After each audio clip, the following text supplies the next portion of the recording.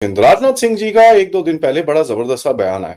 उन्होंने बोला कि साहब जो हमारी फौजें हैं उनको कुछ अनएक्सपेक्टेड चीजों के लिए, अनएक्सपेक्टेड चैलेंजेस के को लड़ने के लिए तैयार रहना पड़ेगा। इंडिया ने अपना अग्नि-4 न्यूक्लियर कैपेबल मिसाइल का टेस्ट किया और पूरी दुनिया को ये मैसेज दिया है कि वो टेक्नोलॉजी में कहां पे खड़े हैं। तो भारत ने कल अग्नि-4 का एक तजर्बा किया है। मतलब डायरेक्ट और इनडायरेक्ट इंडिया ने पाकिस्तान को ये मैसेज दिया है कि कश्मीर को अपना बनाने के ख्वाब देखना छोड़। सो ये क्या इंडिया करना क्या चाहता है?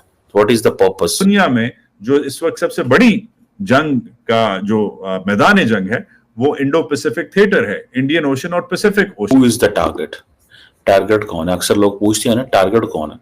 टारगेट सिर्फ चाइना है और तो कोई नहीं इनका टारगेट। और पाकिस्तान तो उनका टारगेट ऑलरेडी, उनके लिए कोई मसला नहीं है। हम तो बॉर्डर पे बैठ। स्टेटमेंट दिखा पाकिस्तानी आर्मी को हथियार नहीं जज्बे की जरूरत है।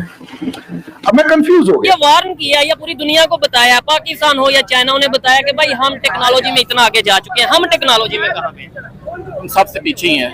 इसी में कहानी रुख बदल जाती है? किरदार कहते हैं समटाइम्स, किरदार बदलता है, कहानी वही रहती है। पाकिस्तान के हवाले से शायद एक अरसे से यही हो रहा है। पाकिस्तान में किसी चीज में नंबर 1 नहीं है। इस साल, पिछले साल सिर्फ एक चीज में नंबर 1 रहा है। किस चीज में? इमिग्रेशन में, मुल्क छोड़ने में। तो भारत उस थ्रेट लेवल को असेस करके और उसकी तरफ तैयारी में पूरी तरह से लगा हुआ है।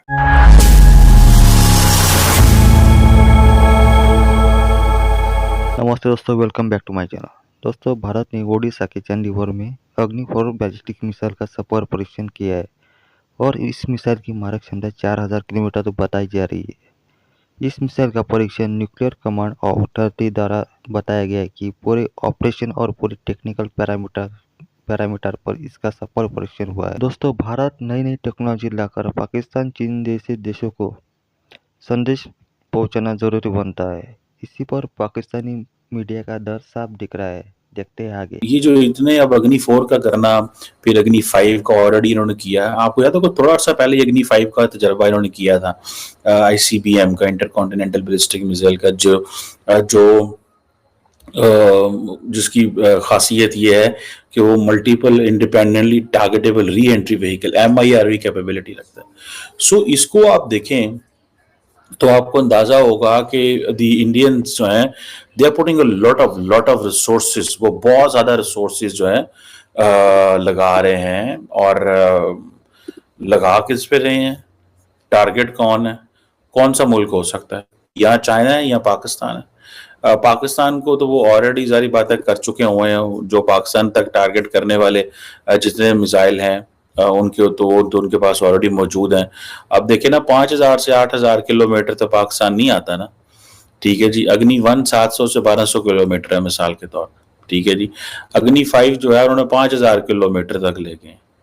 अग्नि-4 जो है वो 4000 किलोमीटर है। ठीक है जी। अब अग्नि-4 जो है वो 3000 किलोमीटर भी एक इन्होंने, मैंने बताया आपको, 2012 में किया था। सो ये क्या इंडिया करना क्या चाहता है? What is the purpose? Purpose क्या है? क्यों वो जिसे कहते हैं ना, एडा कादा रौला पे है that they have to do this. ठीक है जी। इनकी स्ट्रेटेजिक फोर्सेस कमांड और जो defence research and development organisation है, ये सारे ये इन चीजों में they work hand in glove. और so who is the target? Target कौन है? अक्सर लोग पूछते हैं ना, टारगेट कौन है? टारगेट सिर्फ चाइना है और तो कोई नहीं इनका टारगेट। और पाकिस्तान तो उनका टारगेट ऑलरेडी, उनके लिए कोई मसला नहीं है। हम तो बॉर्डर पे बैठे हुए हैं। हमारे साथ उन्होंने जो करना है वो तो करना ही है, और जो हमने उनके साथ करना है वो तो करना ही करना है। So Pakistan is not a problem for them. And अच्छा, मजे की बात देखिए, अब देखिए, इंडिया को ये एक चीज का एडवांटेज है। क्या इंडिया को एडवांटेज है कि वो सीधा सीधा कह सकता है कि चाइना जो है वो हमारा उसके साथ लैंड डिस्प्यूट है। मैं एक बात बताऊं आपको, दो तीन तरह की जब आप वेपन एक्वायर करते हैं तो उसकी कोई लॉजिक होती है। कई लोग कहेंगे जी दिस इज सिक्योरिटी पर्पसेस, कई लोग कहते हैं जी प्रेस्टीज पर्पसेस। इंडिया जो है ये डुअल ये यूज के लिए कर रहे हैं। So it's a security and plus Prestige है। देखिए, when you go for intercontinental ballistic missile, ठीक है जी, अग्नि-5, आप क्या समझते हैं? अग्नि-5 जो है उसका क्या काम है? 8000 किलोमीटर अब आप देखें कि अग्नि मिसाइल की जो रेंज है 2, 3, 4 की, ठीक है, 5 की, वो कितने पे जा रहा है? 8,000 किलोमीटर तक जा रहा है। 8,000 किलोमीटर पे कौन इंडिया का दुश्मन है? आप जरा उसको मैप को देखें, स्टडी करें। ये जो मैंने ये शेयर किए, इसके दायरे देखें आप। इन दायरों में आप देखें कि जो 5,000 किलोमीटर वाला है वो रशिया के ऊपर टॉप आर्कटिक पे जा रहा है, ठीक है जी, आर्कटिक ओशन तक जा रहा है, ठीक है। नीचे जो है वो अफ्रीका के मडागास्कर और मॉरिशस और इधर तक जा रहा है, ठीक है। ऑन दी जो मेरा ईस्ट है, वो जारी बात है, जहां से मैं देख रहा हूँ, वो वहां पे तो वो जापान भी क्रॉस कर रहा है, और उस साइड पे जो है वो यूरोप भी जो है वो सेंट्रल यूरोप तक पहुंचा हुआ, ठीक है, बिल्कुल सेंट्रल यूरोप तक पहुंचा हुआ है, ठीक है। आप क्या समझते हैं इंडिया क्या चाहता है? यूरोप में कौन है इंडिया का दुश्मन? रशिया इंडिया का दुश्मन है? नहीं, इंडिया का दुश्मन।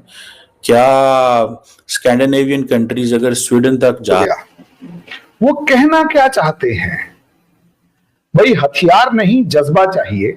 इसका मतलब क्या पाकिस्तानी आर्मी के पास हथियार है और जज्बा नहीं है? अगर जज्बा नहीं है तो वो क्यों नहीं है? इसका मतलब क्या आर्मी डिमोरलाइज है? या फिर इसका दूसरा तरीका कि हमारी आर्मी इतनी स्ट्रांग है कि हथियार मत दो, कोई बात नहीं, इनमें जज्बा इतना है कि ये हाथों से ही अपने दुश्मन के दांत खट्टे कर देंगे। अब मुझे ये भी समझ में नहीं आया कि वो जो जज्बा है ये तालिबान के खिलाफ होगा, जो कि मेरे हिसाब से पाकिस्तानियों से ज्यादा कट्टर मुसलमान है, वो ईरान के साथ होगा जो कि शिया मुसलमान है, या इंडिया के साथ होगा जो काफिर है। क्योंकि चाइना की तरफ तो ये जज्बा चलेगा नहीं, क्योंकि चाइना में तो उइगुर मुस्लिम्स का जो हाल किया वो तो शायद हमारा आप जानते हैं अच्छे तरीके से। लेकिन कहना क्या चाहते हैं वो बताइए थोड़ा। सर पहली बात तो ये कि यहाँ हर चीज के मिनिस्टर हैं, चाहे कुछ हो या ना हो। हमारे यहाँ तो डिफेंस मिनिस्टर भी हैं, हालांकि वो डिफेंस की मीटिंग में कभी आपको दिखाई नहीं पड़ेंगे।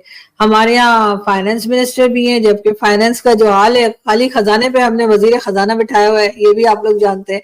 तो इसी तरीके से हमारे यहाँ होम मिनिस्टर साहब भी। अच्छा, इनका कमाल ये है कि ये एक साथ बहुत सारी सीट्स पर है। ये क्रिकेट बोर्ड के चेयरमैन भी है, ये होम मिनिस्टर भी हैं, ये सेनेटर भी है, पता नहीं क्या क्या है। इनको जितनी सीट्स थी सब दे दी गई हैं। इससे आप ये अंदाजा लगाइए कि ये एस्टेब्लिशमेंट की आंख का तारा है, और इसीलिए इस तरह की स्टेटमेंट देते हैं। अब उनका कहना ये है कि पाकिस्तान में जो है वो हथियार की जरूरत नहीं है, जज्बा ही काफी है, हम जज्बे से ही लड़ सकते हैं।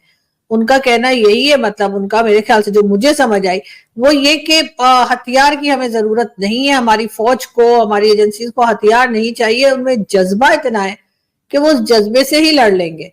अब अगर ऐसा ही है तो सर फिर वो 60 बिलियन रुपीस का जो बजट है वो उनको चाहिए कि वो वापस कर दें। उसमें से 20 बिलियन ये ले चुके हैं, वो भी वापस कर दें और कहें कि जी ये आप जो आम सिटीजन है, आम पब्लिक है, उसके ऊपर लगाएं और हम सिर्फ जज्बे से ही लड़ लेंगे। वैसे मेरे ख्याल है आपको पता नहीं मालूम है या नहीं मालूम है, लेकिन कहूटा में हमारा जो न्यूक्लियर प्रोग्राम है वो वहां पर है, और शायद ही ये किसी कंट्री में होता होगा कि वहां पर हमारे प्रेसिडेंट, प्राइम मिनिस्टर और डिफेंस मिनिस्टर नहीं जा सकते, उनको इजाजत ही नहीं है वहां जाने की।